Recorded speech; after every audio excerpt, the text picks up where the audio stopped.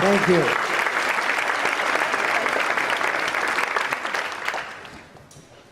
All that for a writer.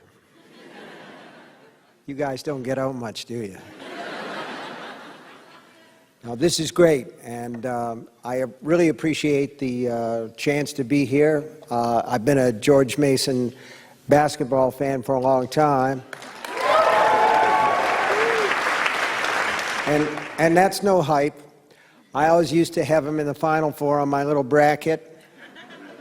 And one year, everybody thought that I was a genius. And that was a good year. I just didn't tell people that I always had him. You know, it's like, well, we won't go there. I was going to say something about a stop clock being right twice a day, but that would put the wrong spin on it, and I don't really want to do that.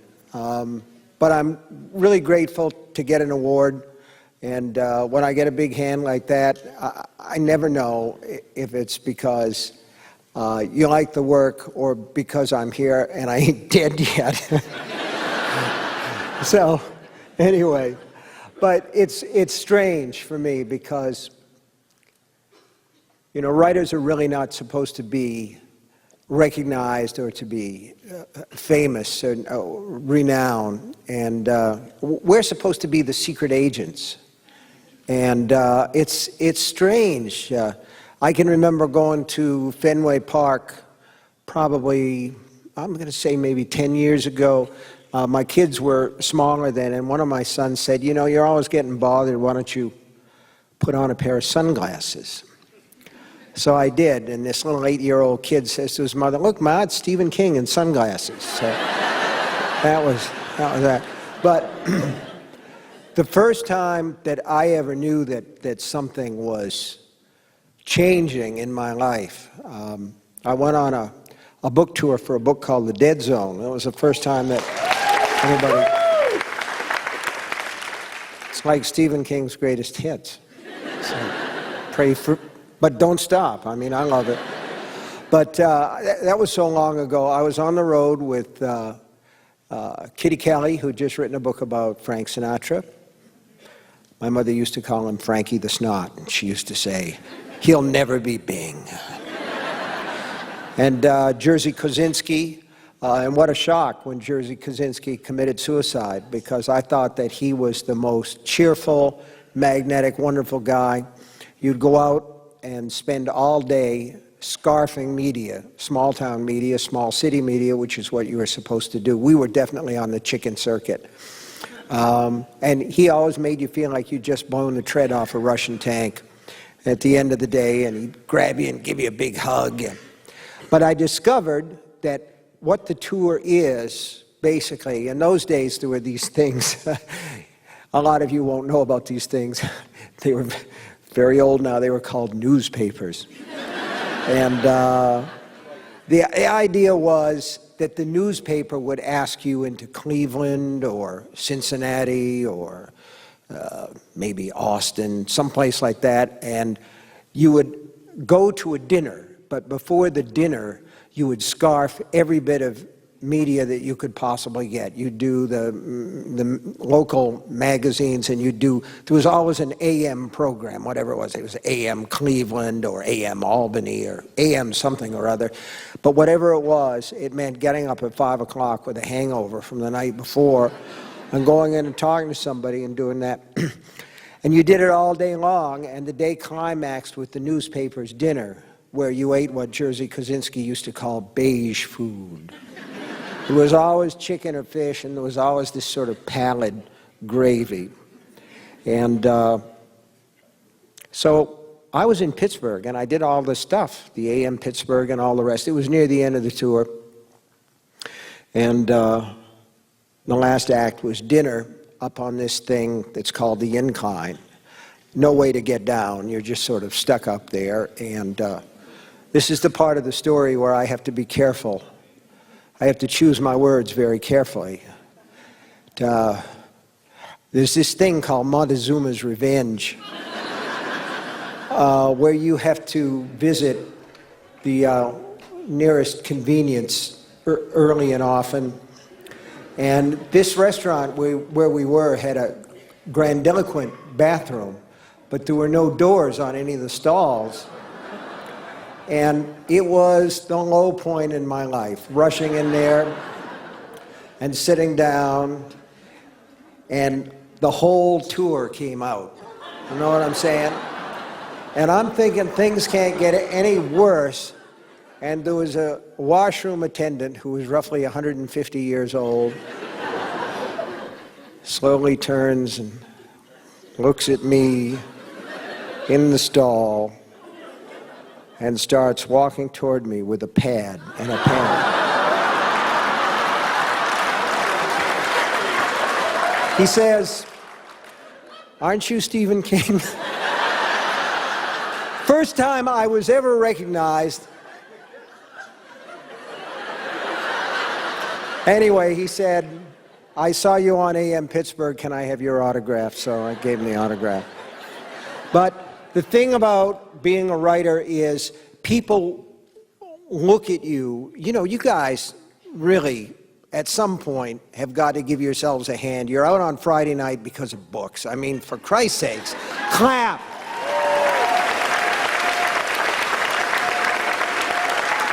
Books. The most potent weapon against the assholes of the world. Books.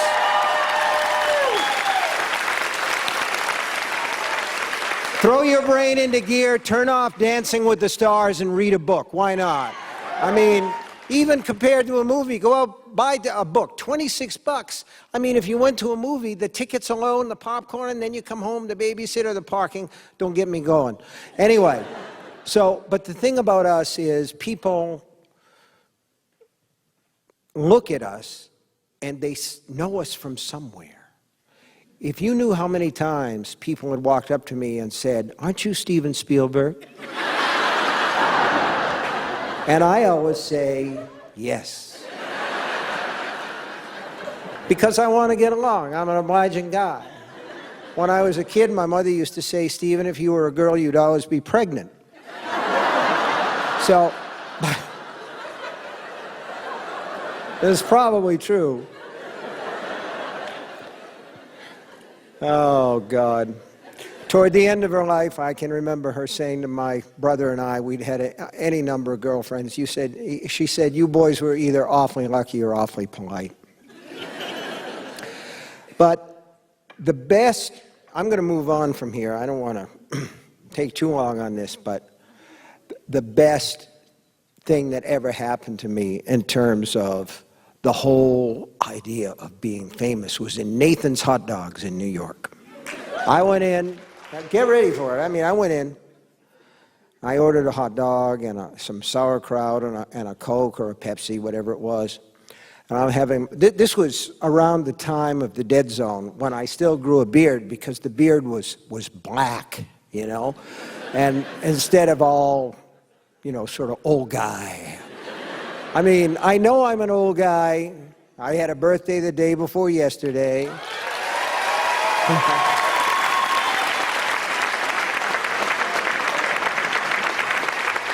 '64, I'm in a fucking Beatles song.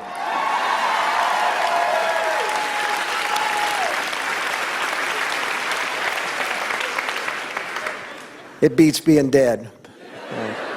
Like the guy says, you get out of bed in the morning and put out your elbows. If you don't bump wood, you're doing okay. So I'm in Nathan's, and I'm eating my hot dog, and there's a pass-through into the kitchen. I see the cook back there looking at me. And he sees me looking at him. He's like right away doing his thing. Pretty soon he's looking again, and I'm thinking to myself, he knows who I am. You know? So finally he came out and said, "Aren't you Francis Ford Coppola?" And I said yes, and I signed him an autograph. Signed him an autograph. But it's strange to realize, you know, in your old age, somewhere between, you know, there are three ages of man. There's youth, there's middle age, and you look fucking great. So, and I've reached the third age, and at some point, I became, not through any big master plan, America's boogeyman. And Halloween is my least favorite holiday. But, you know, I think what happened was Boris Karloff died, and then Alfred Hitchcock died, and finally even Rod Serling died. They said, "Kid, you got the job." So I said, "Does it pay?" And they said, "Yeah, man, it pays." So, but questions come with that, you know, and people want to know how that happened, you know. And they come at it in this oblique way, you know. They'll say, "What was your childhood like? What were you like as a kid?" This is, you know, the curse of Freud. What they mean is, what fucked you up so badly that you turned out the way that you did? And the answer is really nothing. Well, with the possible exception of, well, when I was 8 or 9, our bedtime story was Dr. Jekyll and Mr. Hyde. That's true. That was what, and what I remember, okay, and this to me is almost like the basis of what I do, not on purpose, but just because I'm drawn that way. I used to say, when people would say, "Why did you choose to do what you do?" I would say, "What makes you assume that I had any choice?" And what I remember about Dr. Jekyll and Mr. Hyde is, in one of his Mr. Hyde periods, he's walking along the side of the road, and a mother and a young girl are walking, a little girl maybe 6, 7 years old, and Mr. Hyde walks right over her, knocks her down and walks over her, and her bones are breaking and snapping. And the little girl is screaming, and Hyde turns around and walks over her again. I never forgot that. And I guess maybe it might have twisted me a little bit, but who can say for sure? But my mother used to say, and this is really the basis of it, she'd say, "Think of the worst thing that could happen, and then whatever happens will be better than that." Only somebody from New England could really think that way, but it sort of became my mantra, you know. It's sort of, I would think of the worst thing and I would try to articulate it. It's made me a lot of money. It's also made me a little bit paranoid. It's like we're all here now together and we're having a wonderful time because we're together. But later you will have to go out in the dark where you parked your car, and it's a true fact from, well, I say a true fact. People say that immediately, the audience assumes you're talking bullshit. So, but anyway, it's a statistical probability that 1 in every 50 of you have left your car unlocked. You forgot to lock your car. And I think the chances are very small that a psychotic person could even now be in the parking lot trying doors. But if there was a psychotic person, the chance that he would have a very large knife are greater, proportionally greater, than that he would not. And that's why I think it would be very wise to check your car, front seat, back seat, trunk maybe, before you get in. But of course, 1 in 75 forgets to lock the house.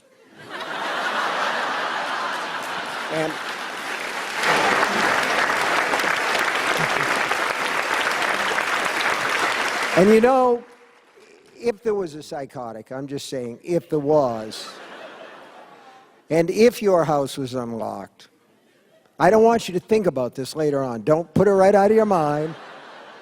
But if you did, the place that they go is the bathroom. So you might be asking yourself now, do I have an opaque shower curtain? Because if you do, that's the place where they would go. If you have a transparent curtain, they'll go behind the door. Now, I never worried about that. I would always check my car and stuff, but I never worried about leaving the house unlocked, because I'm the kind of person who has to go back 4 times to check the oven.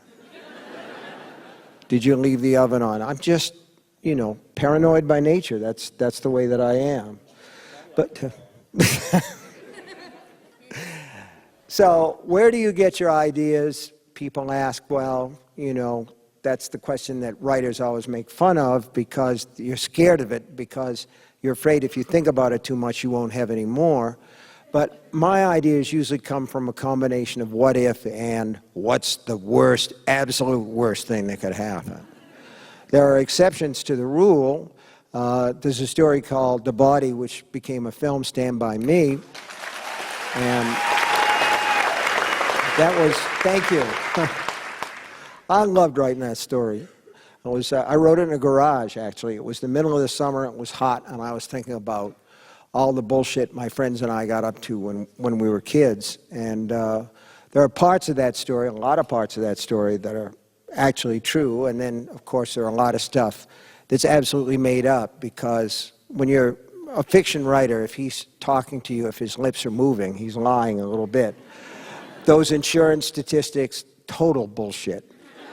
Actually, a lot more than 1 in 50 leave their car unlocked.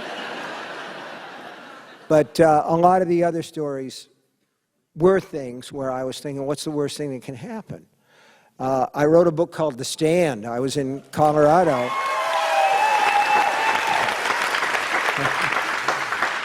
That book has been very strange. Every time another disease comes along, the sales spike again. They spike like a fever. But I was listening to religious radio from out of Arvada, and this preacher was saying, once in every generation, the plague will fall among them.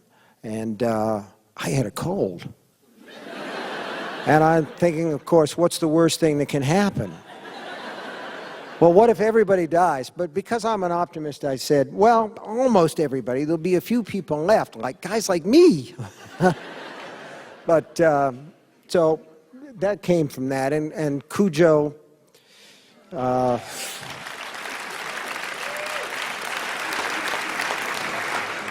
a biker.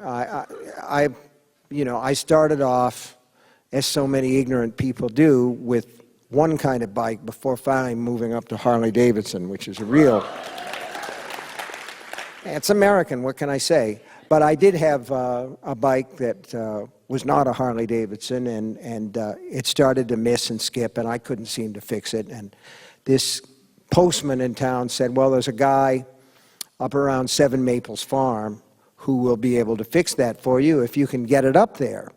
And I said, well, why don't I give it a shot? And I took the bike, and it was fine for a little while. And this farm, which had a garage attached to it, was way out in the middle of nowhere. And just as I got up into the driveway, the bike quit. And it rolled to a stop, and I thought, well, I got here. At least that's... And then this St. Bernard came out of the garage. It was the biggest thing you'd ever seen in your life. And I was out in the open on a motorcycle. And the guy who ran the farm came out and said, well, don't worry about Lucky. He's great with people. And Lucky starts, and his hindquarters bunched down, and he was going to go for me. And the guy had, a socket wrench, and he just whipped it down on the dog's hindquarters. And the dog shrank down, and that was it. And he looked at me, and there was not a word of apology. He said, Lucky just must not like you. But the incident kind of stayed in my mind, and finally I wrote a book about it. And I want to mention one more, and I'm going to read something new for you. But I can remember one time, around the time that The Stand was winding up. I was in Colorado, and again it was a case of car trouble. This time it was a transmission in an American Motors Matador. Basically it fell out on the street, and the tow truck came, and I had to walk home. And I cut through a park, and there was a little wooden bridge in the park, and I walked over the bridge, and I had on a pair of boots, sort of like these. except classy. And the heels made this sort of hollow clunking sound on the boards. And I thought of a story called The Three Billy Goats Gruff that I knew from childhood. Who's that trip-trapping on my bridge? And I got to thinking about how that's basically the nut of everything that scares us. Who is that trip-trapping on my bridge? Who's just taking notice of us? What awful thing might be closing in? And I started to think on that walk home about all the things that had scared me, all the monsters, all the things in the movies. And I started to think that I would like to write, since I'd started to get this reputation as the horror meister. I hate that. You can't even be a mister when you get into horror. You're demoted to meister. The horror meister is better than the schlockmeister, but I've been called both. But anyway, so I started to think about all these monsters, and I thought I would like to, if I'm going to get this reputation, wouldn't it be great to write a story that had all the monsters in it? Just sort of a final exam on all the things that scare people. You put in Frankenstein and the mummy and the werewolf, Rodan, all the Japanese monsters, everything. Put it all in. Get it all in there. The vampires, everything. And I will call this book It, because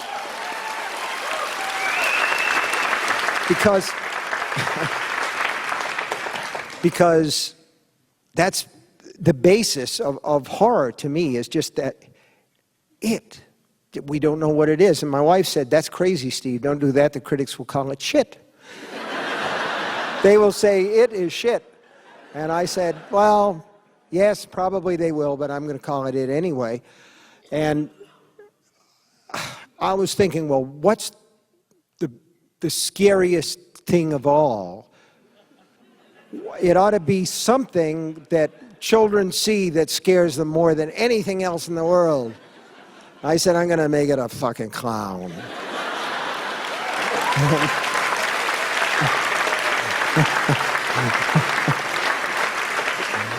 And it worked out well. I even scared myself.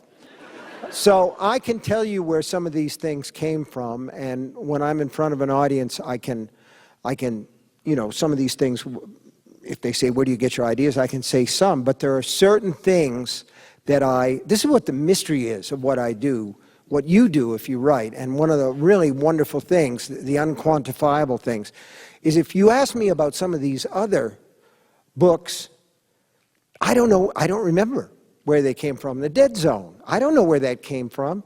Just at some point, I felt like, oh shit, I don't know. I just wrote it. The Green Mile.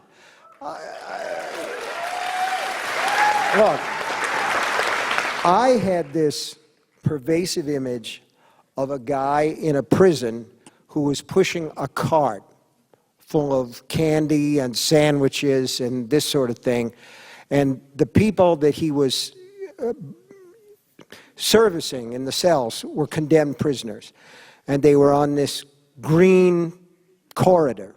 And that's not really all that I had when I started it. And that eventually didn't even show up in the book, although the guy pushing the cart eventually morphed into John Coffey, who was the guy. I've got a book coming out in about a month. It's called 11/22/63, and it's about a man who discovers he calls it a rabbit hole in time, and he's able to go through this, and you always come out at the same place 2 minutes before noon on September 9th, 1958. And this friend of his gets him to commit to the idea of going through this and living in the past and stopping Lee Harvey Oswald from killing President Kennedy, because he claims that that's the moment that changed everything. And I originally tried to write that book in 1971 or 1972 when I was teaching school, and the research requirements were too much for me at that time. And I'm really glad I didn't try to write it then, because 71 was still, that wound was still very fresh.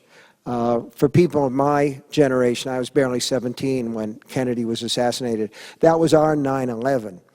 And I can remember around 1970 or 71, I was teaching school, and there was this ongoing conversation, as there has been ever since, about whether Oswald acted alone, whether he acted at all, whether there was a conspiracy, this, that, and the other thing.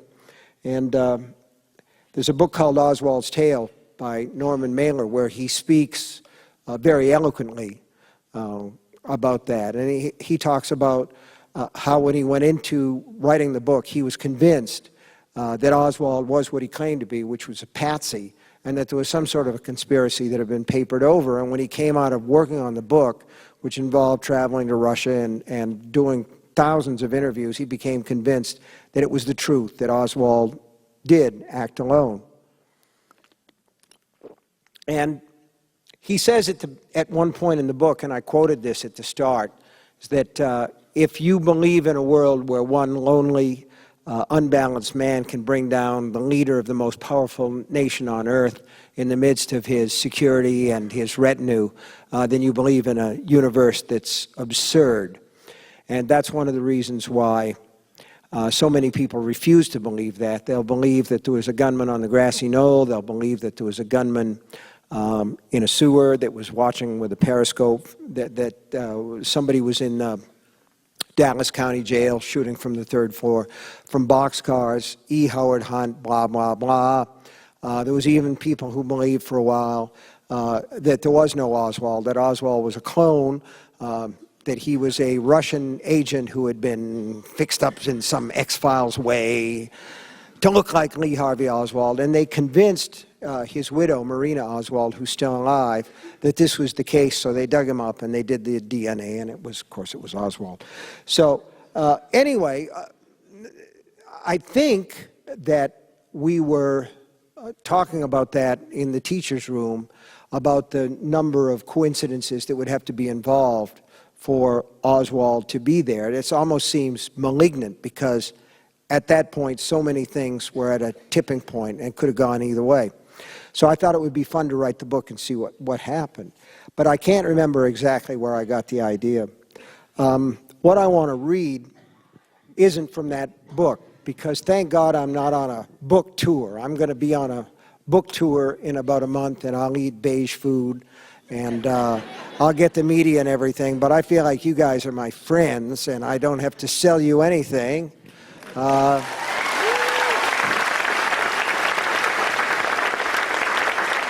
Thank you.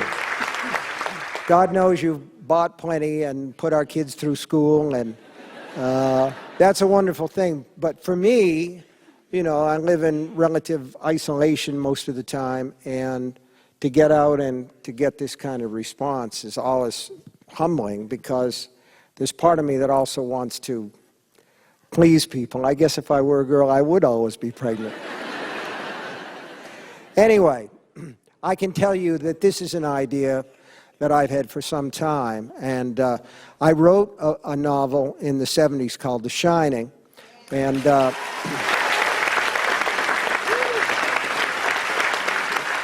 God, it's like being Leonard Skinner, you know? Play Free Bird. Or maybe the Grateful Dead. But anyway, I always wondered what happened to that kid, Danny Torrance, when he grew up.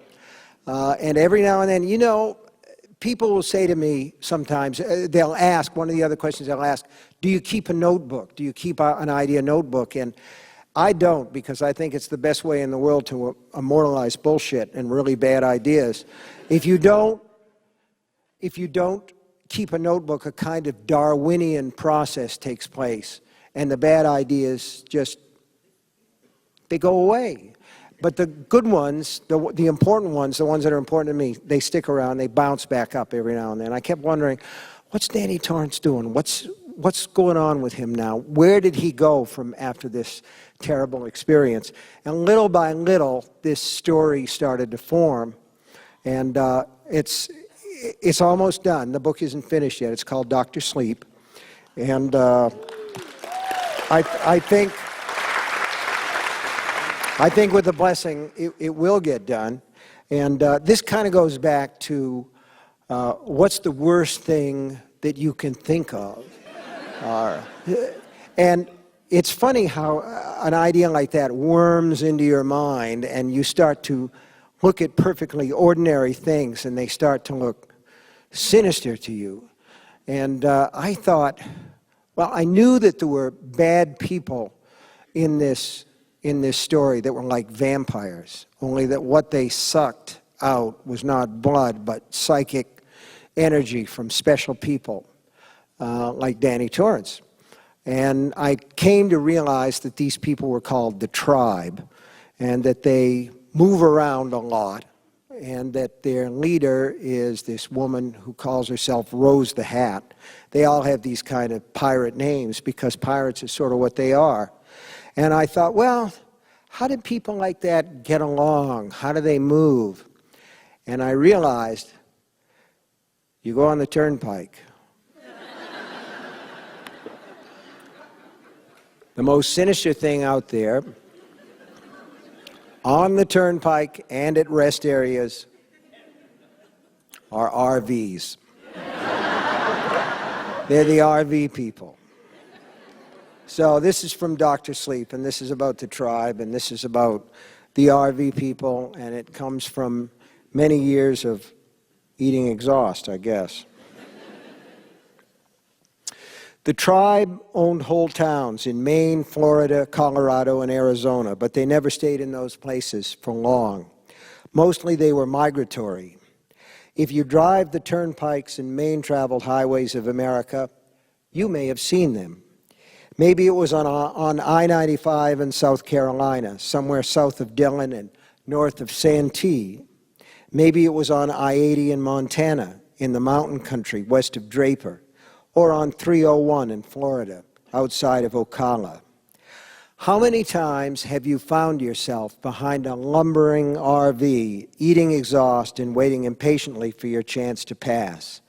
Creeping along at 40 when you could be doing a perfectly legal 65 or even 70. And when there's finally a hole in the fast lane and you pull out, holy God, you see a whole line of those damn things. Gas hogs driven by bespectacled golden oldies who hunch over the wheel, gripping it like they think it's going to fly away.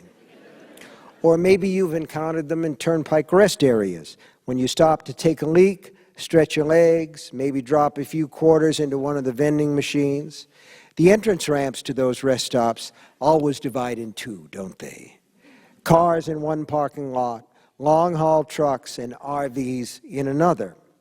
Usually the lot for the big rigs and RVs is a little farther away. You might have seen the tribe's rolling motorhomes parked in that lot, all in a cluster.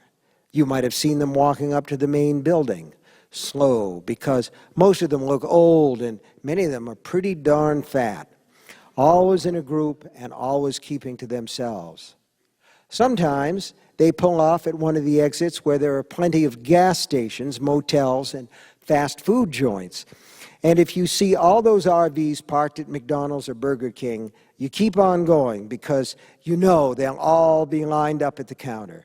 The men wearing floppy golf hats or long-billed fishing caps.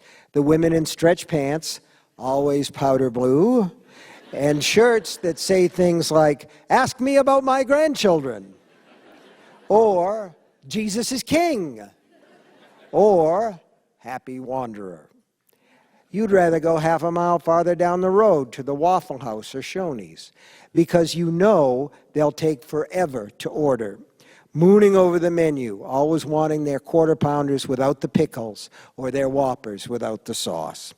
Asking if there are any interesting tourist attractions in the area, even though anyone can see this is just another nothing three-stoplight burg where the kids leave as soon as they graduate from the nearest high school. You hardly see them, do you?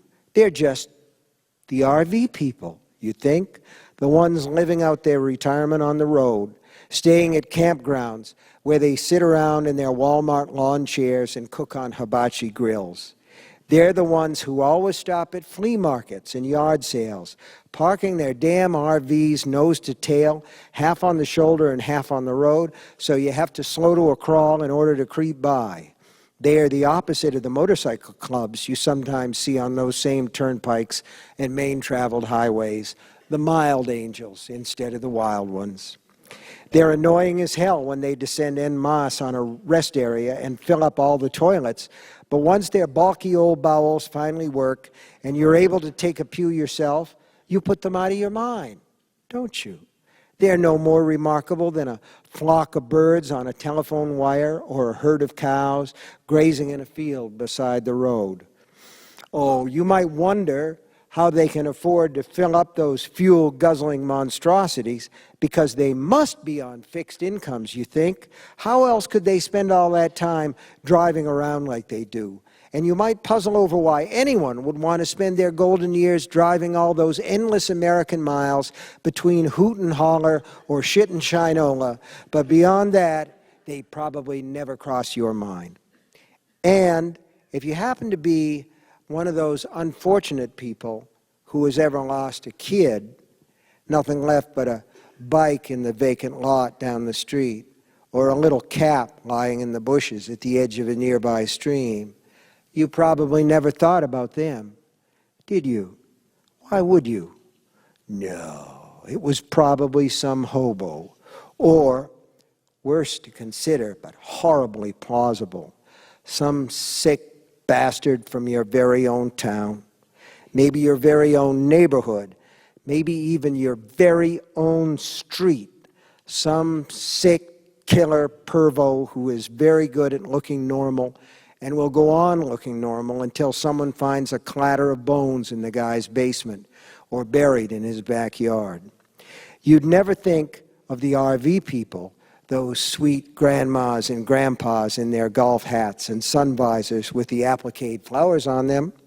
And mostly you'd be right, because there are thousands of RV people, but by 2011, there was only one tribe left in America. They liked moving around, and that was good because they had to. If they stayed in one place, they'd eventually attract attention because they don't age like other people. Apron Annie or Dirty Phil, Rube names Anne Lamont and Phil Caputo, might appear to age 20 years overnight. The little twins, P and Pod, the youngest ones, Rube names Peter and Preston Gavin, might snap back from 22 to 12, the age at which they were turned. You can see how stuff like that might raise some questions. A tottery, grumpy old lady of 80 suddenly becomes 60 again. A leathery old gent of 70 is able to put away his cane. The skin tumors on his arms and face disappear. Black-eyed Susie loses her hitching limp. Diesel Doug goes from half-blind with cataracts to sharp-eyed, his bald spot magically gone. Steamhead Steve starts walking in a crook-backed shuffle at the same time his wife, Baba, is able to ditch her continence pants and go out line dancing. People would wonder, and people would talk. Eventually, some reporter would turn up, and the tribe shied away from publicity the way vampires supposedly shy away from sunlight. But since they don't live in one place, and when they stop for a while in one of their bought and paid for towns they keep to themselves, they fit right in.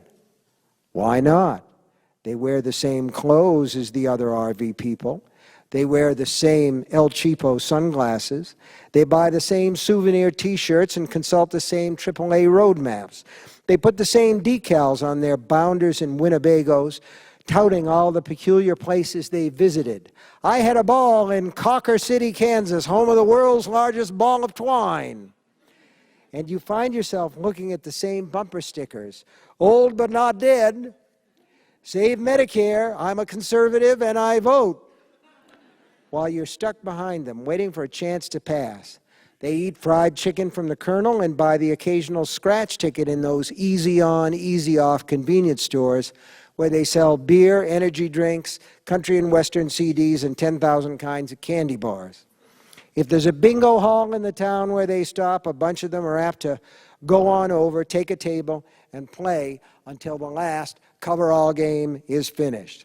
At one of those games, Greedy G, Rube named Greta Moore, won $500. She chortled over that for months, and although they all have all the money they need, it pissed off some of the other ladies to no end. If one of them happens to get stopped for speeding or some other minor traffic offense, it's rare, but it does happen. The cop finds nothing but valid licenses, up-to-date insurance cards, and paperwork in apple pie order. No voices are raised while the cop's standing there with his citation book, even if it's an obvious speed trap. The charges are never disputed. All fines are paid promptly. America is a living body. The highways are its arteries, and the tribe slips along them like a silent virus. But there are no dogs. Occasionally, ordinary RV people travel with lots of canine company, usually those little dogs with white fur, gaudy rhinestone-studded collars, and nasty tempers.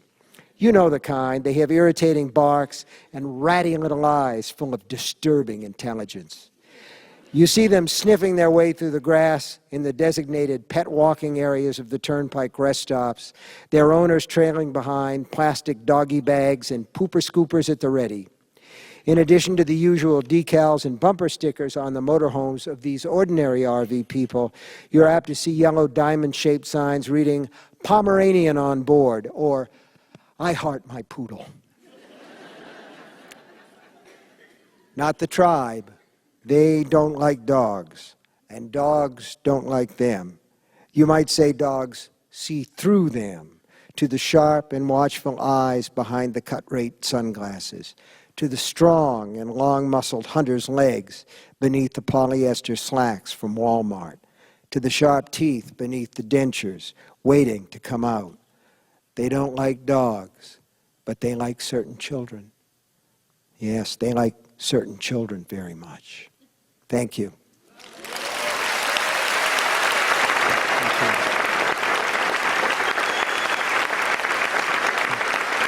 Thank you.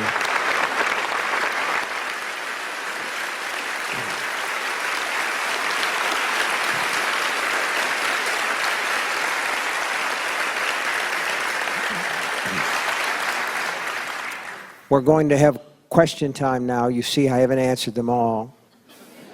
Shall I stand with you? Can we? Wherever. No, it doesn't. I thought it might. Weak. Sorry.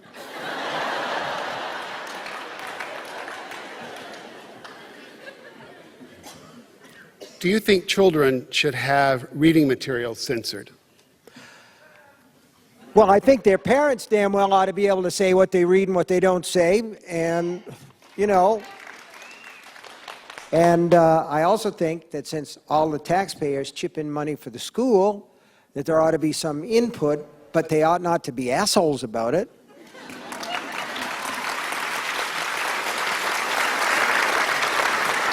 You have to be careful because it's a slippery slope. Do you believe in ghosts? Do I believe in ghosts?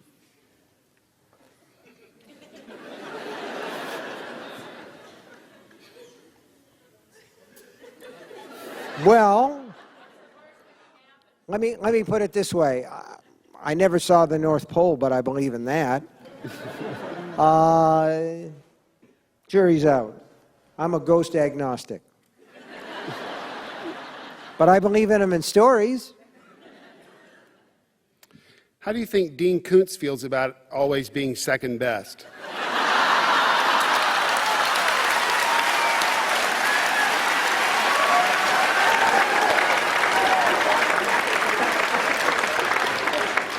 Well, first of all, I don't think that he does. And Dean Koontz is a terrific guy, and beyond that, I don't think I want to comment. This is a real briar patch tonight. I selected these for entertainment value. Yeah, I can tell. For maximum discomfort on my part. I didn't envision that. All right, so we'll shift gears then. Who inspired you to write? Oh, who inspired me to write? There were a lot of people that I read. I think, in some ways, the biggest motivating force, to begin with at least, were the horror comics from the 50s. And I read those and I was terrified. And I thought maybe I could do that too. But I think that for most writers, when you're young, the real sort of light breaks when you read a book that maybe isn't that good and you say, I could do better than that. And then you feel inspired to try. I don't know. I was inspired by, I think that I loved reading so much that it became almost second nature to write. Follow-up to that, actually. Do you ever worry that as an avid reader, you'll unintentionally recall someone else's words in your own work? No, I don't think you can ever. That's called plagiarism, actually. When you, because yes, there's a word for that. It's difficult. It's difficult to believe that you can. And when I do it, I prefer to call it homage. But I think that we have to realize that we're all part and parcel of what we read, and every now and then something will come up where you just kind of want to put the heel of your hand against your brow and say, stop it. I had spent a year and a half writing a book called Under the Dome before somebody pointed out to me that there was a dome over Springfield in the Simpsons movie. And I just kind of went, oh, shit, everybody's going to think I copied it. I never saw the Simpsons movie, and I can hear you out there saying, right, you never saw the Simpsons movie. And I really never did. This question is written in a very feminine hand and has a kind of certain tone to it. Nice, nice. Your stories have found my, quote, dark spot, close quote.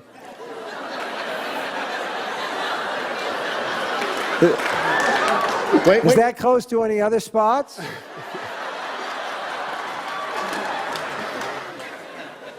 I haven't gotten to the question part yet. I'm full of questions already.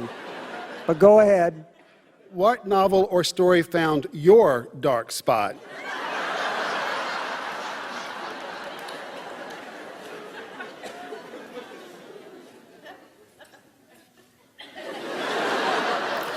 I would say probably in the early days, there were some of the Edgar Allan Poe stories and some of the H.P. Lovecraft stories, like The Rats in the Walls, the Lovecraft story, the Telltale Heart by Edgar Allan Poe. Those were stories that hit me close to where I lived. There was a story in one of the horror comics about a couple driving through a town and seeing a likely-looking restaurant and stopping in and then realizing that in the mirror on the wall, they're the only people that are there. All the other customers and the wait staff, they don't reflect in the mirror because they're all vampires, and they turn out to be dinner. And in the last scene, the couple is hung from their heels with spouts coming out of their neck, and everybody's lining up. See, it works. Still works. It's old, but it's good. But I think the one that hit me closest to where I live was Lord of the Flies, the William Golding story.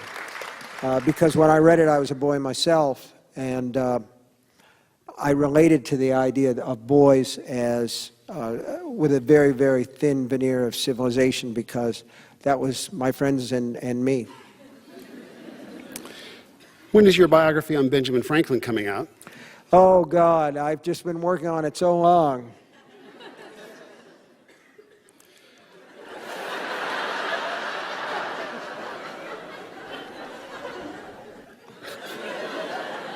One or two more. Let's see if we can find something a little classier than that. Okay. This feels sort of like Family Feud up here, doesn't it?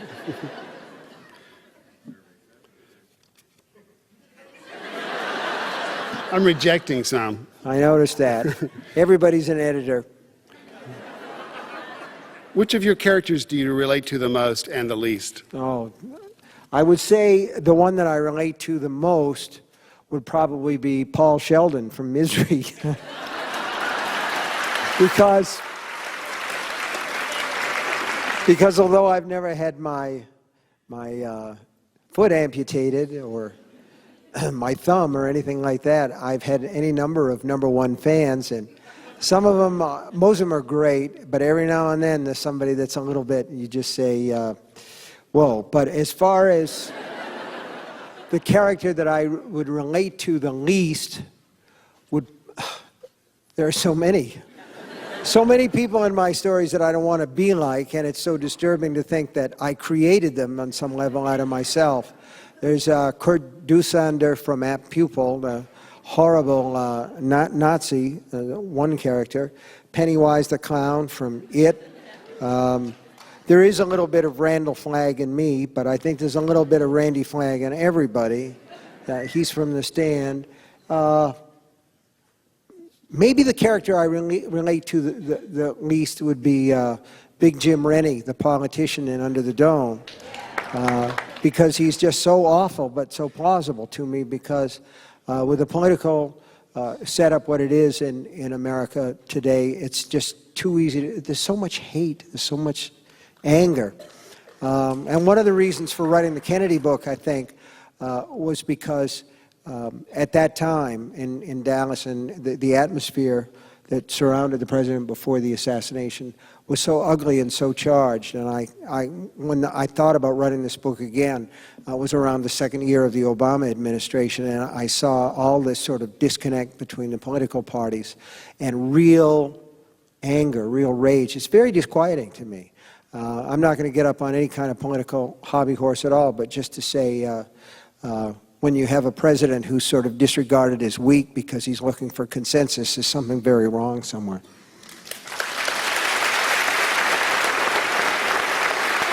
One more.